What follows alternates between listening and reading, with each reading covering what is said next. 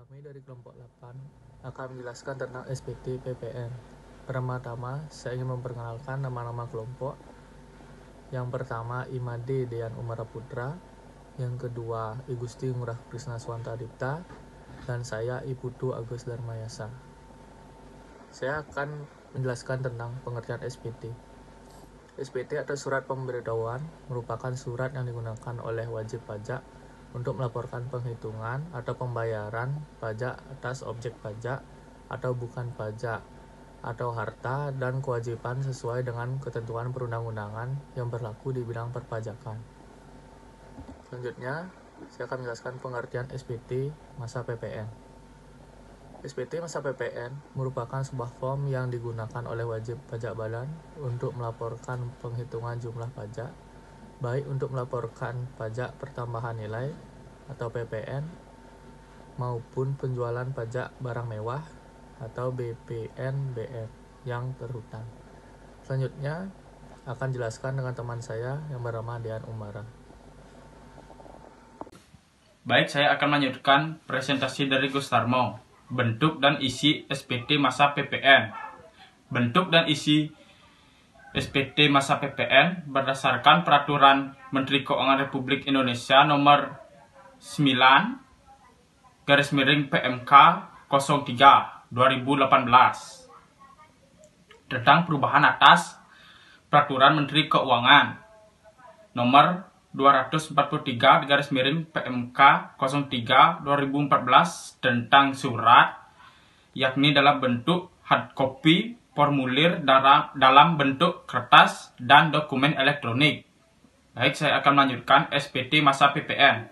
Sebagaimana yang sudah ditetapkan dalam Peraturan Direktur Jenderal Pajak kini, SPT masa PPN disebut juga dengan SPT masa PPN. Induk SPT masa PPN 1111 yakni formulir 111 F1 23204 dan lampiran SPT masa PPN 111 terdiri dari formulir 1111 AB, A1, A2, B1, B2, dan B3. Isi SPT masa PPT 1111 atau induk berdasarkan PMK nomor 243 atau PMK 03/2014. Isi SPT masa PPN harus membuat data sebagian berikut. Jenis 1, jenis pajak. 2, nama wajib pajak serta NPWP-nya. 3, tanda tangan WP atau kuasa dari WP. 4, jumlah penyerahan. 5, jumlah DPD. 6, jumlah pajak keluar atau penjualan. 7, jumlah pajak masukan atau pembelian yang bisa dikreditkan. 8, jumlah kekurangan atau kelebihan pajak. 9, tanggal penyetoran. 10, data lainnya terkait kegiatan usaha wajib pajak atau PKP. Baik, terima kasih. Baik, saya akan melanjutkan presentasi dari Dean. PPN keluaran.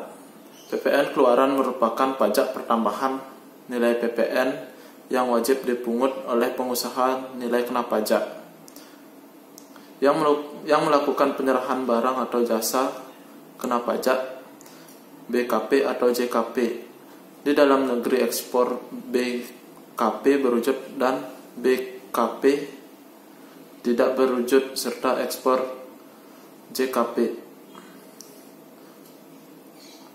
Pungutan PPN keluaran.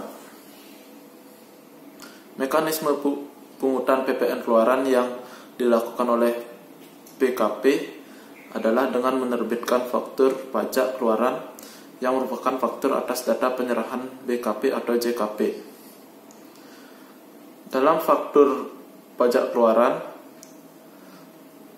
tertera mengenai besaran PPN yang harus dibayar oleh pihak pembeli ke BKP penjual. Pelaporan PPN keluaran. Pelaporan PPN keluaran saat ini harus dilakukan lewat faktur pajak elektronik atau e-faktur. Untuk data faktur pajak keluaran, mutlak diperlukan terlebih dahulu data jatah NSFP yang telah di-entry pada menu referensi. Dalam aplikasi e-faktur, PKP yang hendak melaporkan PPN keluaran juga harus memperhatikan kode transaksi.